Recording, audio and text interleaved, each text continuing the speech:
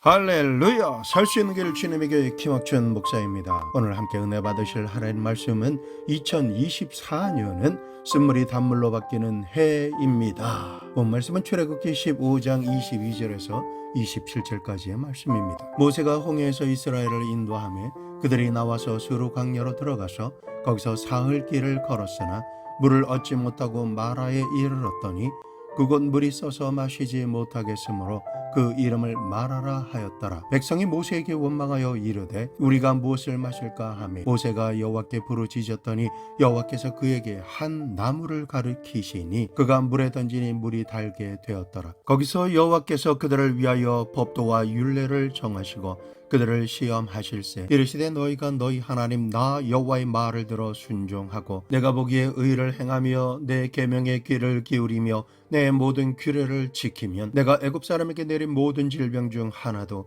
너희에게 내리지 아니하리니 나는 너희를 치료하는 여호와임이니라. 그들이 엘림에 이르니 거기에 물샘 12과 종려나무 70그루가 있는지라. 거기서 그들이 그 물 곁에 장막을 치니라. 이스라엘 백성들은 430년이라고 하는 기나긴 세월 동안에 애굽에서 종살이를 했습니다. 그 극심한 고통 속에서 그들은 하나님께 주야로 부르짖어 기도드렸고 하나님께서 응답하심으로 모세를 보내셔서 그 강한 손과 편팔로 홍해를 기적적으로 건너 광야로 들어오게 하셨습니다. 그러나 광야로 들어온 지 사흘 동안 아무리 걸어도 물을 발견하지 못하자 목은 타들어가고 입술은 갈라져 터지는 기갈로 인해 견딜 수가 없었습니다. 그러다가 겨우 물을 발견했는데 백성들이 가서 물을 마셔보니 물이 써서 마실 수가 없었습니다. 그러자 기진맥진한 백성들이 땅을 치고 통곡하며 울고 하나님과 모세를 원망하였습니다. 그때 모세가 하나님께 기도드리자 하나님께서는 한 나무가지를 지시하셔서 그 나무가지를 물에 던지니 물이 달아졌습니다. 출애굽한 이스라엘 백성들은 이와 같은 방법으로 마라의 쓴물을 단물로 바꾸고 물을 마시며 기갈을 해소할 수가 있게 된 것입니다. 그때 하나님께서는 하나님의 백성들에게 계명과 율례를 주시면서 말씀하셨습니다. 출애굽기 15장 26절 말씀에 이르시되 너희가 너희 하나님 나 여호와의 말을 들어 순종하고 내가 보기에 의를 행하며 내 계명에 귀를 기울이며 내 모든 규례를 지키면 내가 애굽 사람에게 내린 모든 질병 중 하나도 너희에게 내리지 아니하리니 나는 너희를 치료하는 여호와임이라 라고 말씀하시고는 그들을 엘림이라고 하는 오아시스로 이끌어 주셨습니다. 엘림은 12샘물이 수정같이 아주 맑은 물을 뿜어내고 70그루의 우람한 종려 나무가 자라서 그늘을 이루고 있는 곳에 장막을 칠 수가 있었습니다. 오늘 이 말씀은 우리에게 굉장히 깊은 상징적인 의미를 주고 있습니다. 우리도 죄악의 애굽 세상에서 구원하시는 주님의 부르심을 받고 나와서 이 광야 같은 세상을 지나 천성을 향해 걸어가고 있습니다. 그리고 이스라엘 백성들처럼 이 광야 같은 세상을 지나가면서 수없이 많은 영적인 갈증을 느끼며 쓴물로 인해서 몸부림을 칠 때가 많이 있습니다. 그럴 때 우리 모두가 원하는 것은 12샘물이 솟아나오고 70그루의 종려 나무가 서 있으며 어떤 병에 걸렸든지 고침을 받을 수 있는 치료자이심을 계시하신 하나님께서 거하시는 엘림 오아시스에서 사는 것입니다. 그렇게만 살 수 있으면 이 광야 같은 세상을 지나가는 모든 여정 가운데 우리는 기쁨 충만, 은혜 충만, 말씀 충만, 성령 충만함으로 말미암아 살아가는 모든 날 모든 것을 성취하며 승리하는 삶을 살아갈 수가 있게 되는 것입니다. 그런데 이 세상을 살아가는 삶이 엘림 오아시스와 같은 마음 심령으로 살아가야 하는데 그렇게 살아가려면 하나님께서 제시하신 조건이 맞아야 합니다. 그것은 쓴물을 달게 해야 하고 하나님의 계명과 율법에 귀를 기울이며 그 말씀대로 살아야 한다라는 조건입니다. 이와 같은 조건을 우리가 갖추기만 하면 우리의 마음과 삶은 엘림의 풍성함을 누리며 부족함이 없이 광야 세상을 지나 천국으로 입성할 수가 있게 되는 것입니다. 그러므로 2023년 지나가는 낡은 해를 보내고 2024년 새해를 맞이하는 길목에서 다가오는 새해가 진실로 내게 축복이 되고 엘림의 오아시스에서 장막을 칠 수 있게 되며 예비된 모든 풍성함을 누리고 치료받고 쉴 수 있는 복받은 사람으로 우리는 살아야 합니다. 그러기 위해서는 몇 가지 주의사항을 명심해야 합니다. 첫째로 우리는 마음속에 있는 쓴물을 단물로 바꿔야 합니다. 우리 마음에는 어떤 쓴물들이 있을까요? 먼저 미움이라고 하는 쓴물이 있습니다. 우리가 인생을 살아가면서 한 번도 미워하지 않고 살아 살았다라고 자기가 선하고 좋은 사람인 척하는 사람은 거짓말하는 사람입니다. 인격이 다르고 생각이 다르며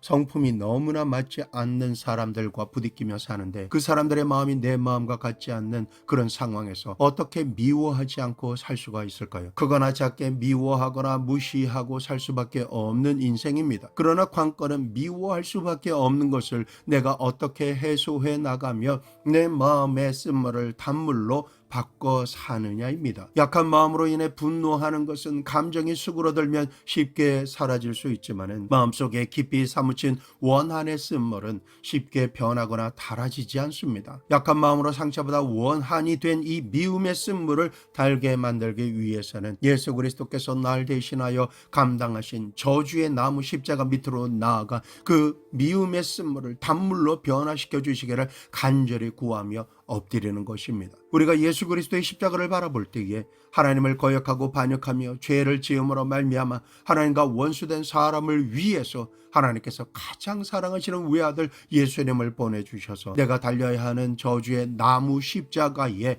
양손과 양발이 굵은 대못에 박히게 하시고 몸짓고 피 흘려 죽게 하심으로 미워함으로 마음속으로 상대를 죽인 우리가 하나님께 용서받을 길을 열어주신 것을 믿어야 합니다. 아버지 하나님의 그 큰 사랑과 용서를 마음속에 받아들이게 될 때에 내 입장에서는 당연하게 미워할 수 있는 일이라 할지라도 미워하기에는 큰 부담이 생기게 됩니다. 그 큰 부담이란 무엇일까요? 그것은 내가 이처럼 하나님께 용서받고 사랑을 받았는데 내게 죄 지은 자, 그래서 내가 합리적으로 미워할 자를 용서하고 사랑해야만 한다라고 하는 마음의 부담인 것입니다. 진실로 마음속 깊이 응어리진 마음, 도무지 풀고 싶지 않는 마음이라 할지라도 예수님의 십자가 밑에서 하나님의 용서와 사랑을 받고 믿고 누리는 사람이 자신에게 죄를 지은 자를 용서하고 사랑하지 않는다라면 예수님을 믿었다고 할 수가 없기 때문입니다. 미움은 다른 사람을 마음으로 죽이는 것뿐만 아니라 미워하는 동안 자기 자신도 죽이는 것이기 때문에 사람의 가슴 속에 우리의 죄를 용서하신 예수님의 나무 십자가가 던져져서 미움의 쓴물이 닳아져야만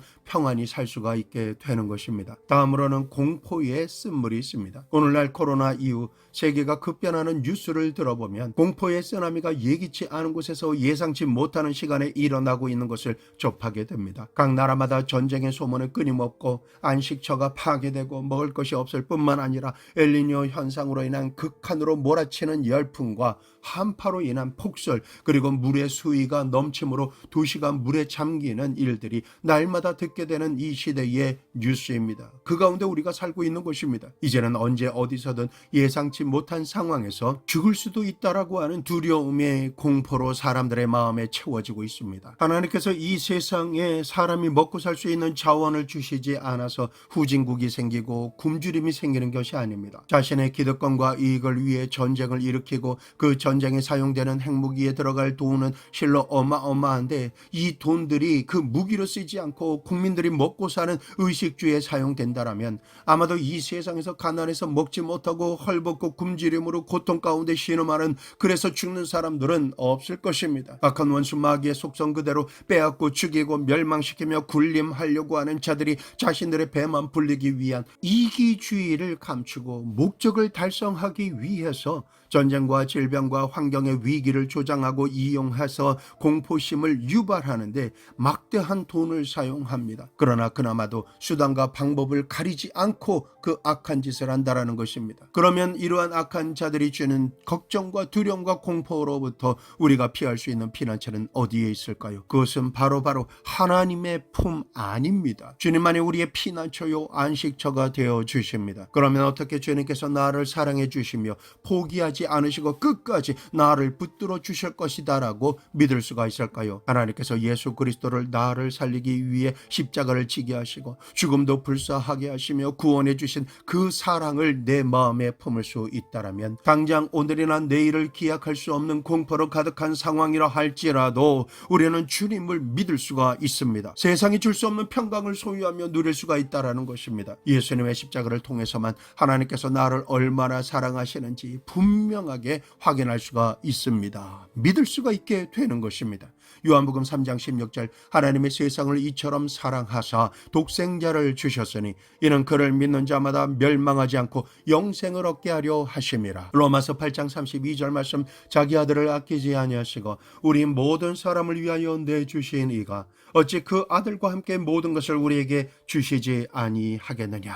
예수님의 사랑은 말과 글로만이 아니라 채찍에 맞아 고통 가운데 피를 흘리시며 육신의 몸을 찢기시고 물과 피를 다 흘려 생명을 내어주신 사랑입니다. 나를 구원하시고 살리기 위해서 죽음을 택하신 사랑보다 더한 것은 이 세상에 없기 때문에 예수님의 십자가만은 내가 믿을 수 있는 유일한 참 사랑입니다. 주님께서 나를 위해 죽으실 뿐만 아니라 부활하셨습니다. 예수님의 구속의 은혜를 믿고 내 마음속에 받아들일 때에 어떤 공포의 상황이 내게 다가온다 할지라도 우리는 전적으로 하나님을 믿을 수가 있게 되는 것입니다. 믿음이란 말로만이 아니라 희생을 기꺼이 감당하신 분과 그 사랑으로만 생겨나는 것입니다. 예수님의 십자가를 바라보고 묵상하며 나와 깊은 상관이 있음을 마음속 깊이 믿고 받아들여서 내 뼛속까지 하나님의 사랑이 느껴지면 살아가는 모든 날 하나님께 더 가까이 가기 원하게 됩니다. 더욱더 사랑하고 싶은 마음이 충만해지고 믿음은 더욱 견고해지는 것입니다. 주님의 사랑을 알고 믿고 품게 되면 현실의 삶에 동남풍이 불고 서북풍이 붐으로 말미암아 한 치 앞도 볼 수 없는 절대 절망의 순간이나 할지라도 하나님을 믿을 수가 있습니다. 신뢰하며 의지할 수가 있게 되는 것입니다. 내 눈에는 아무 증거 안 보이고 귀에는 아무 소리 안 들리며 손에는 잡히는 것이 아무것도 없을지라도 나는 하나님께 사랑받는 사람이다. 그러므로 천진 만물을 지으시고 사람의 생사화복을 주장하시는 하나님을 나는 믿는다. 하나님은 나에게 진실로 좋으시고 선하신 하나님이시기 때문에 나는 아버지 하나님을 믿고 나의 모든 삶을 맡겨드리며 내 운명을 주님 손에 내어드린다 라고 자신의 믿음을 고백하게 됩니다. 이러한 믿음이 생기고 입술로 고백하고 시인하면 나를 두렵게 하던 공포를 몰아낼 수가 있게 됩니다. 그 공포를 주던 악한 귀신을 예수 그리스도의 이름으로 명하여 쫓아낼 때 그들은 한 길로 몰래 들어왔다 하더라도 7길로 소리치며 도망가게 되는 것입니다. 이제 우리는 마음속에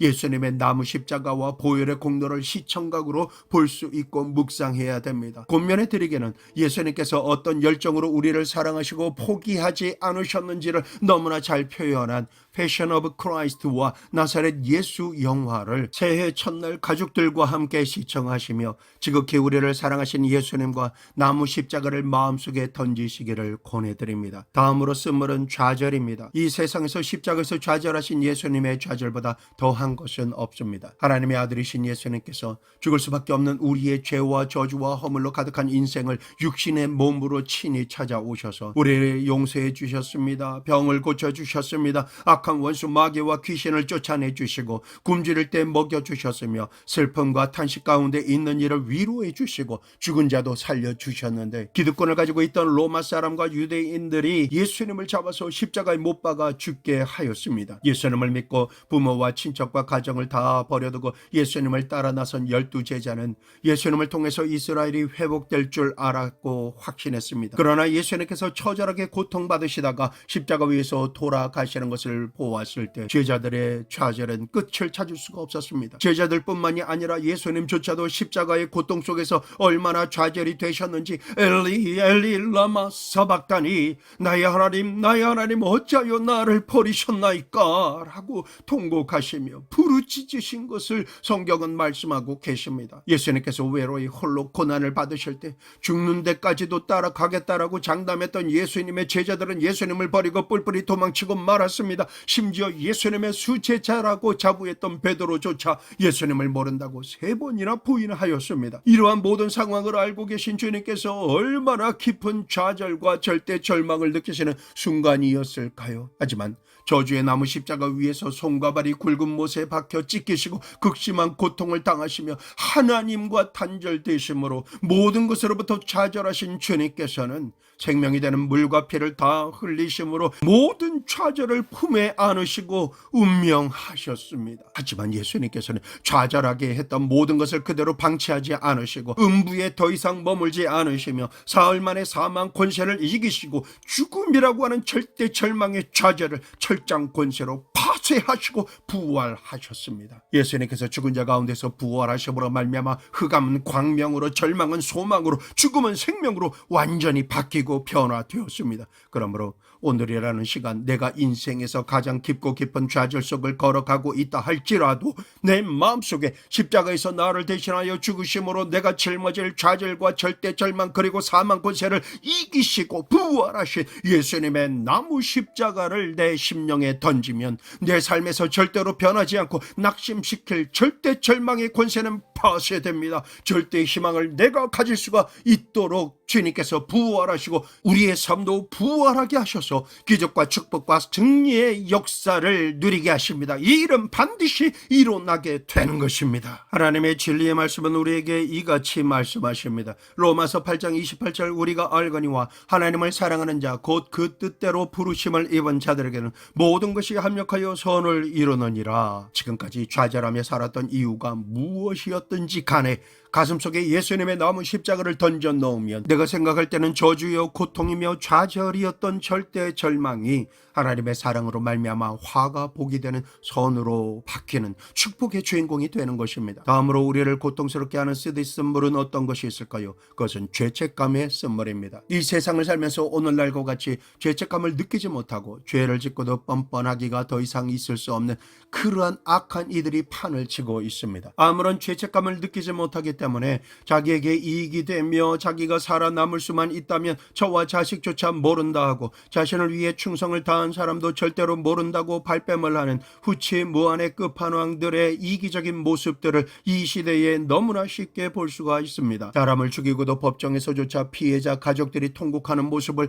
피식피식 웃는 나이 어린 젊은이들을 볼 때 소름이 끼칠 정도입니다. 사람의 생명을 게임을 하듯이 벌레같이 여기고 죽이며 다른 사람의 물건을 빼앗아갑니다. 이런 짓을 보고 들을 때 누구나가 분노가 치밀어 오르는 것을 느낄 수밖에 없습니다. 성경에도 살인한 자는 사형에 처했습니다. 하나님을 거짓말로 속이고 불순종한 아나니아와 삽비라는 거짓말하는 순간 하나님께서 진노하셔서 죽이셨습니다. 다른 사람의 물건을 훔치는 사람이 회개하고 변상하면 용서해 줄 수도 있겠지만 다른 사람의 생명을 하루살이 벌레같이 여기며 자신의 정치적인 이익 때문에 다른 사람을 억울하게 죽음으로 내모는 이런 사람들에게는 용서가 있을 수가 없습니다. 그런 사람은 가족도 아니고 같은 민족이라고 할 수도 없습니다. 이는 사람이라고 할 수 없는 짐승이기 때문에 일벌백계 하여 다시는 사람의 생명을 가볍게 여기는 일이 없도록 해야만 하는 것입니다. 이 모든 것이 죄책감이 없는 자들이 지은 죄인데 다른 사람의 물건을 훔치거나 다른 사람의 몸에 해를 가하지 않았다 하더라도 마음속으로 미워하고 분노하며 정죄하고 심지어 죽이고 싶은 마음이나 완전히 떠나버리고 싶은 자신을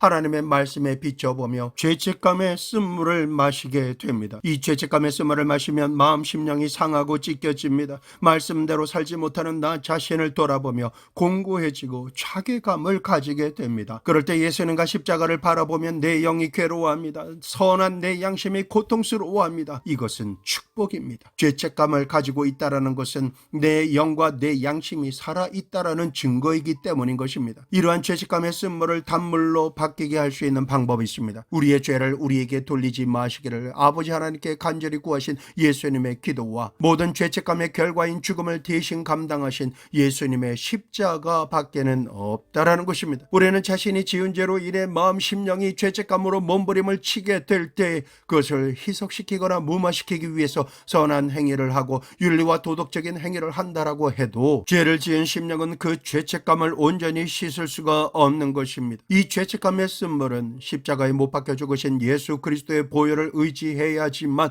단물로 바뀌게 되는 것입니다. 예수님의 십자가 보혈의 공로를 믿고 모든 죄를 회개하며 용서함 받아 의롭다함을 얻어서 하나님 앞에 영광스럽게 설 수 있는 축복을 받아야만 하는 것입니다. 바울이 되기 전에 사울은 그리스도인들을 돌로 쳐서 죽이는 것이 당연하다라고 여기며 공문을 받아서 그리스도인들을 잡기 위해 전국을 다녔던 사람입니다. 그랬던 사울이 다메섹 도상에서 부활하신 예수님을 만나 꼬꾸라지고 회개하며 죄책감으로부터 벗어나 그러나 자신이 그토록 핍박했던 그리스도인이 되고 스스로 사도가 되었으며 천국 복음을 이방인들에게 죽기까지 전하는 사람이 되었습니다. 우리는 자신이 지은 죄를 나무 십자가와 보혈의 공로를 의지하여 예수님의 이름으로 회개하고 용서함 받아 죄책감의 쓴물에서 더 이상 머물지 않고 자신을 향하신 하나님의 뜻을 이루는 단물로 변화되는 인생이 되어야 합니다. 내 마음의 쓴물을 단물로 바꾸는 이러한 과정을 통해서 절대 부정의 마음이 절대 긍정의 마음이 되고 사랑과 믿음과 기대함과 담대함으로 쓴 마음이 변화를 받아 영생의 삶을 사는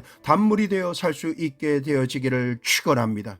둘째로 쓴물을 달게 하기 위해서는 하나님의 계명에 귀를 기울이고 율례를 지켜야 합니다. 구원은 선물로 받지만 축복은 계명을 지켜야만 받을 수가 있습니다. 10계명 중에 첫 계명은 내 앞에 다른 신을 두지 말라입니다. 특별히 다른 우상을 섬기지 않는다 하여도 하나님 대신에 사람을 의지하고 인본주의적으로 살면 그것이 가장 흉악한 신을 섬기는 것입니다. 그러므로 우리는 도울 힘이 없는 인생을 의지하지 말고 전적으로 야훼 하나님만 믿고 의지하며 섬기는 예배자로 살아야 합니다. 다음으로 우상에게 절하지 말라 하십니다. 나무나 돌이나 쇠로 만든 우상에게 절하지는 않지만 하나님보다 더 사랑하는 것이 우상입니다. 내 지위나 명예나 권세나 돈 그리고 쾌락을 그 어떤 것이든 하나님보다 더 사랑하면 우상 숭배입니다. 오늘날 예수님을 믿는다라고는 하지만 이러한 것에 엎드려 소원을 빌며 절하는 사람이 수없이 많습니다. 혹시 내 마음에 하나님보다 더 소중하게 여기며 믿고 의지하는 것, 기대하는 것이 있다면 이것을 분별해서 내 마음속에서 다 몰아내야 합니다. 예수님께서는 가장 큰 두 계명을 지키라고 말씀하셨습니다. 마태복음 22장 37절에서 39절 말씀입니다. 예수께서 이르시되 내 마음을 다하고 목숨을 다하고 뜻을 다하여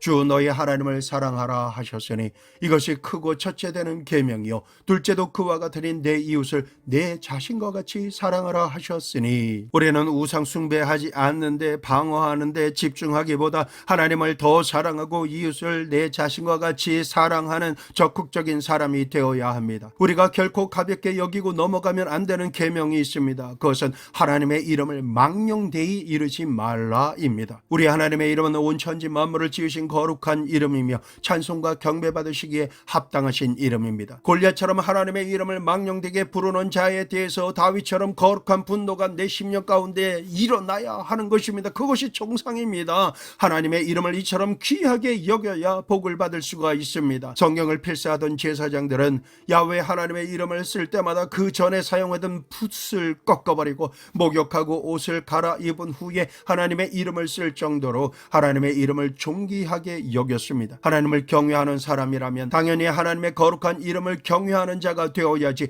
결코 가볍게 장난삼아 말해서는 안 되는 것입니다. 다음으로 안식일을 거룩하게 지키라 말씀하십니다. 우리가 살아가는 모든 날 안식일인 주일은 오직 하나님만을 생각하며 섬기고 예배드리기에 힘쓰는 삶을 살아가야 합니다. 이 말씀은 하나님의 명령이기 때문만이 아닙니다. 나를 위해 생명까지 내어주신 하나님의 사랑에 감사드리며 우리가 하나님을 사랑하는 표현이기 때문에 정성을 다하여 안식일을 지켜야 하는 것입니다. 그러므로 안식일날 개인적인 쾌락과 친교를 가장한 오락을 취해서는 안 됩니다. 만들거나 허용해서도 안 되는 것입니다. 지금까지가 하나님에 대한 계명이라면 지금부터는 사람에 대한 수평적인 계명입니다. 그 첫째가 내 부모를 공경하라입니다. 오늘날 우리들의 마음속에는 부모의 잘못된 판단과 결정으로 지울 수 없는 상처를 입고 피해를 보았기 때문에 부모에 대한 원망과 적대감의 쓴물을 가지고 있습니다. 하지만 그것이 인간적인 생각에서는 타당하다 하여도 하나님의 계명을 어기는 것이기 때문에 회개하고 돌이켜서 부모를 공경하는 자가 되어야 마음속의 쓴물을 단물로 변화시킬 수가 있습니다. 이렇게 회개하며 부모님을 공경하려고 작정하며 실행하려고 해도 관계를 깨뜨리려고 하는 악한 원수 마귀의 거짓으로 이간질이 되는 계획으로 인해 이전보다 관계가 더 악화가 되어 미워하고 공격하는 쓴물의 죄를 짓게 됩니다. 그러나 이런 죄를 짓지 않기 위해서는 내 힘과 지식과 노력을 다할 뿐만 아니라 그 모든 관계의 문제를 단물로 바꿔 회복시켜 주실 것을 하나님께 간구하고 믿고 바라며 의지하는 시간을 가져야 합니다. 이 모든 것이 속히 이루어지기 위해서는 하나님의 은혜가 필요합니다. 하나님의 은혜를 받고 성령으로 충만해지면 그 어떤 사람도 이해하고 용서하며 사랑하고 섬길 수 있는 예수님의 마음이 내 마음속에 가득 가득 차게 되기 때문인 것입니다. 부모님을 공경하는 것도 결국은 내 힘과 노력이 아니라 내 마음의 쓴물을 단물로 변화시켜 주시는 하나님의 은혜가 그 열쇠인 것입니다. 사람에 대한 계명으로 두 번째로는 살인하지 말라입니다. 오늘이라는 시간은 사람을 죽이는 것을 마치 컴퓨터 게임을 하면서 죽이듯이 너무나 쉽게 죽입니다. 그것도 성인뿐만이 아니라 어린 아이들도 높은 곳에서 아무런 이유 없이 돌이나 무거운 물건을 던져서 지나가는 사람이 죽게 만듭니다. 그리고는 자신이 어린 촉법소년이라고 잡히지 않는다라고 생각하는 시대에 살고 있습니다. 그런데 이렇게 뉴스에 등장하는 살인마와 같은 자들만 이 시대에 살고 있지 않습니다. 불임으로 인해 아기를 갖기를 너무나 갈망하는 사람이 있는가 하면 전 세계적으로 수백만이 넘는 너무나 많은 태아들이 이 세상에 태어나 햇빛을 보지도 못하고 자신의 의지가 아닌 부모의 결단과 의지에 의해서 사지백체가 칼로 난도질을 당해서 죽임을 당하고 쓰레기통에 버림을 받습니다. 이 일로 말미암아 하나님의 진노가 이 세상에 임하는 것입니다. 아이가 태어나 살아보기도 전에 죽이는 것은 악한 마귀가 구약에서는 모세를, 신약에서는 예수님을 죽이기 위해 영아살인을 벌이는 것입니다. 마귀는 왜 아기를 죽이려고 했을까요? 아기에게는 이 세상을 구원하시려는 하나님의 사명이 있기 때문입니다. 이러한 주님의 뜻을 이루지 못하게 방해하는 것이 영아살해요 낙태인 것입니다. 이러한 살인을 행하고도 하나님께 축복을 받을 것이라고 생각하는 것은 말도 안 되는 생각입니다. 그러므로 낙태는 하지 말아야 합니다. 하나님의 깊으신 뜻을 모르고 행했다라면 오늘 말씀을 듣고 자신의 어떤 이유로든 자신만의 악이라고 생각하며 살인한 영아살인죄를 회개해야만 하는 것입니다. 다음으로는 간음하지 말라라고 하십니다. 다윗은 자신의 충성스러운 부하 우리아의 아내 바세바를 취하고 간음을 범했습니다. 다른 주인이 있는 여자를 취해서 내 것으로 삼으면 그것이 간음이 되는 것입니다. 바세바의 남편 우리아는 나라를 지키고 다윗을 위해서 전쟁터 최일선에 나가서 목숨을 걸고 싸우고 있던 사람이었습니다. 그러나 다윗은 그의 아내 바세바의 아름다움에 빠져 그녀를 취함으로 간음을 하게 되었습니다. 그로 인해서 바세바가 아이를 잉태한 것을 감추고 위장해서 마치 우리아가 임신을 시킨 것처럼 하기 위해 계략을 꾸미는데 전쟁터에 있던 우리아를 불러서 집으로 들어가 그의 아내와 동침하게 만들어서 잉태된 아기가 우리아의 아기라고 속이고 간음한 것을 숨기고 넘어가려고 하였던 것입니다. 그러나 충성된 군인인 우리아는 그의 아내 바세바와 동침하지 아니하고 오히려 지금 전쟁터에서 내 동료들은 목숨을 걸고 고생하고 있는데 나 혼자 어찌 동침하리요 하자 계획이 틀어진 다윗은 할 수 없이 우리아를 최전방에 보내서 혼자 남게 하고 적군의 화살에 맞아서 죽게 만들었습니다. 그리고 난 다음 사람은 전쟁터에 나가서 죽이기도 하고 죽기도 한다라고 뻔뻔하게 변명을 했습니다. 그러나 그때부터 하나님께서는 다윗의 집안을 심판하셔서 부모와 자녀 간의 우환이 끊이지 않게 하시고 칼이 떠나지 않게 하셨습니다. 다윗의 왕위를 노리고 쿠데타를 일으킨 아들 압살롬에게 쫓기고 다윗의 부인들은 겁탈을 당했으며 수 없는 생명의 위협을 받고 결국은 아들이 죽임을 당하게 되므로 이 비극이 끝나게 된 것입니다. 이처럼 간음은 한 개인의 쾌락에서 끝나지 않고 하나님의 심판으로 연결되기 때문에 하지 말 것을 명하신 것입니다. 다음으로는 도둑질하지 말라라고 말씀하십니다. 하나님의 소유인 선악과를 도둑질한 아담과 하와의 죄의 속성이 오늘날을 살아가는 모든 인간들에게 남아 있어서 자신이 노력하지 않은 것을 너무나 쉽게 소유하려고 하는 감정이 있습니다. 더군다나 오늘날 방송을 통해서 설교하는 목사들이 하나님의 것인 11조를 꼭 내야만 합니까? 라고 궤변을 늘어놓고 의문점을 드러내며 11조를 비롯한 하나님의 소유를 아무런 죄책감 없이 도적질하도록 길을 열어놓고 종용하고 있습니다. 이것은 타락한 마음의 감정이고 변명입니다. 그러므로 도둑질한 것이 있다라면 4배나 갚겠나이다 라고 삭개오가 예수님 앞에 고백할 때 천국이 그에게 임한 것을 축복하신 말씀을 기억하고 회개하며 회개에 합당한 열매를 맺어야 합니다. 다음으로 내 이웃에 대하여 거짓 증거하지 말라라고 말씀하셨습니다. 우리는 아무런 죄의식이 없이 자신만의 의로움에 불타서 다른 사람의 흉을 보고 이웃에 대해서 거짓 증거하며 너무나 타당하게 여기고 수군거림으로 말미암아 상처를 입히는 죄의 본성이 있습니다. 그렇게 해야만 자신이 우월하고 다른 사람을 나보다 못한 존재로 짓밟는 쾌감을 느끼며 다른 사람의 관심을 받는 관종이 되어집니다. 이것은 일종의 중독 증상까지 일으키는 죄입니다. 그러므로 이웃에 대하여 거짓 증거하는 이 이 죄는 모든 사람이 짓고 있는 죄입니다. 우리는 이 죄를 반드시 회개해야만 합니다. 마지막 10번째, 내 이웃의 집을 탐하지 말라입니다. 이웃이 잘 입고 잘 먹고 잘 사는 것을 보고 우리가 탐을 내고 시기 질투하며 분노함으로 그들에게 상처를 입히려 해서는 안 됩니다. 물론 비정상적으로 생활하는 것은 비난을 받아 마땅하겠지만 정상적으로 노력하고 누구보다도 열심히 애를 써서 나보다 잘 살고 잘 되는 것을 시기 질투해서는 안 됩니다.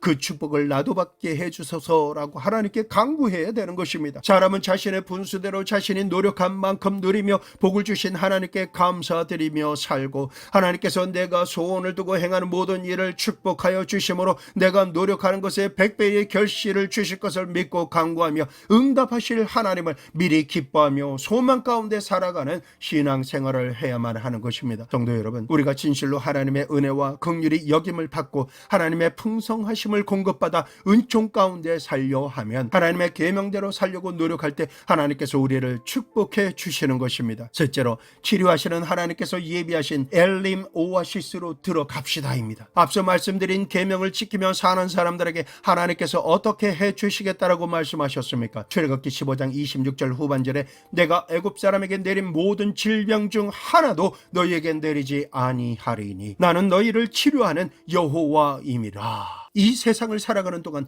그 어떤 병에도 걸리지 않고 살아간다라면 그것은 가장 큰 축복입니다. 새해가 시작되면 오늘 말씀대로 사시기로 작정하십시오. 그렇게 하시면 애굽과 세상에 내리신 질병 중 하나도 내리시지 않으시고 광야 같은 세상이라 할지라도 부족함이 전혀 없이 살 수 있는 엘림 오아시스의 삶으로 우리를 인도해 주십니다. 그곳에는 물샘이 12개나 있습니다. 수정같이 맑은 물이 끊임없이 솟아나는 곳으로 주님께서 우리를 인도해 주십니다. 12라고 하는 숫자의 의미는 구원을 상징하고 하나님께서 택하신 완전수입니다. 이스라엘을 12지파로 만드시고 12제자를 세워 천국 복음을 전하게 하셨으며 12사도에 한 사람이 부족하게 되자 성령의 인도하신 가운데 한 사람을 채워서 사도로 세웠습니다. 그러므로 12라고 하는 숫자는 하나님께서 택하신 완전한 숫자인 것입니다. 그렇다면 12샘물의 의미는 영원히 메마르지 않고 언제나 부족함이 없는 하나님의 은혜로 충만하게 채워지는 영원히 잘 되는 것으로 2024년에 인도하심을 받는다라는 것입니다. 그러므로 2024년도 하나님의 충만한 은혜를 받을 것을 기대하십시오.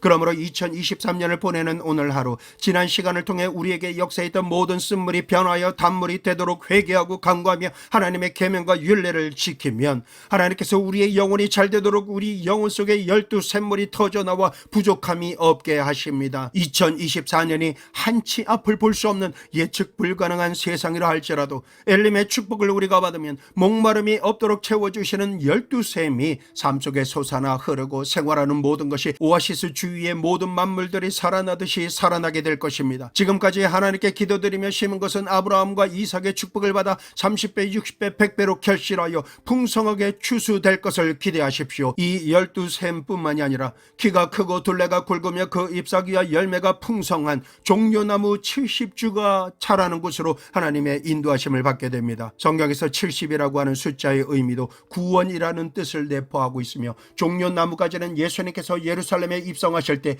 왕의 왕이신 예수님을 찬양하며 호산나 하고 부르고 승리를 외칠 때 사용되었던 나무까지입니다. 그러므로 2024년은 예수님께서 우리와 함께 하심으로 우리는 승리를 노래하며 하나님께 영광 돌리는 증인의 삶을 살게 될 것입니다. 이처럼 12샘물은 영혼이 잘되며 쓴물이 단물이 되어 육신이 온전하게 그리고 강건하게 치료를 받게 됩니다. 삶을 통해 일하며 심었던 모든 것이 광야와 같은 세상 환경이라 할지라도 엘림 오아시스의 샘을 공급받음으로 70그루의 종려나무처럼 강건하게 성장하게 될 것이며 무성해지고 열매 맺음으로 응답받고 승리할 것을 간증하는 증인의 삶을 살게 될 것입니다. 지금까지 수고하고 무거운 짐을 지며 애가 타는 상황으로 인해 목이 말라도 마실 수 없는 가난과 체주의 쓴물을 마시셨습니까? 오늘 이후로 단물을 마시게 될 것을 예수님의 이름으로 축복합니다. 온전히 구원하시고 행하던 모든 일들이 예수님의 십자가 보혈과 물로 인해 12샘물이 터지고 그 은혜로 말미암아 심는 대로 알곡을 거두는 만사 형통의 주인공이 될지어다.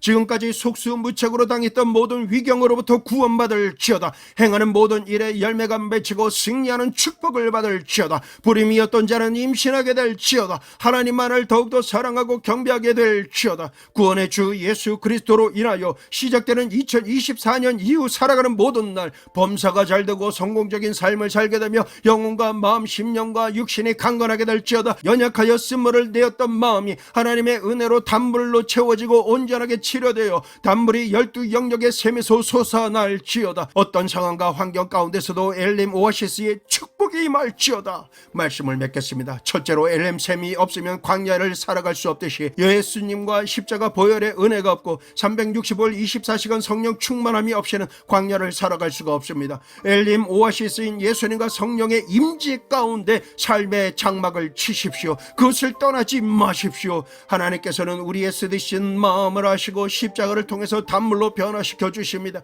우리가 살아가는 매 순간마다 하나님의 계명을 생각하고 마음에 품으며 말씀대로 순종하고 살려고 힘을 내어 실천할 때에 우리의 모습을 보시는 하나님께서는 기쁨을 이기지 못하시며 속히 나를 이끄셔서 조금도 부족함이 없는 단물이 나오는 생명수 엘림 오아시스로 인도하십니다. 장막을 치고 정착할 수 있도록 도와주십니다. 두 번째로는 삶의 70수의 종려나무가 자라게 하셔서 모든 메마름의 위기에서 구원받고 승리하는 삶, 축복으로 가득한 삶을 살게 하십니다. 살아가는 범사가 잘되는 형통한 사람이 되어서 가정과 생활을 성공적으로 이끌어 나가는 증인의 삶을 살게 될 것입니다. 뿐만 아니라 치료하시는 여호와 하나님께서 세상 애굽에 내린 모든 질병이 머리부터 발끝까지 사지백체 5장 6부 가운데서 제하여 버리시고 고쳐주심으로 질병의 고통으로 신음하며 광야 인생이 되었던 마음과 육신의 쓴물이 변하고 고침받으니 매일 매순간 기쁨의 활력으로 충만한 엘림 오아시스의 생명수 단물을 마시는 천국의 삶을 누리는 주인공이 되시기를 축원합니다. 이제 다사다난했던 2023년을 보내면서 말씀을 통해 자신의 마음을 살피고 그동안 품고 있던 쓴물을 단물로 바꾸시기를 작정하십시오. 2024년 새해에는 생명수가 흘러넘치는 물샘 12들과 종려나무 70주를 가지며 치료하시는 하나님을 모시고 엘림에서 장막을 치고 천국의 풍성함을 누리며 살아가시는 복된 주인공이 되시기를 예수 그리스도의 이름으로 축복합니다.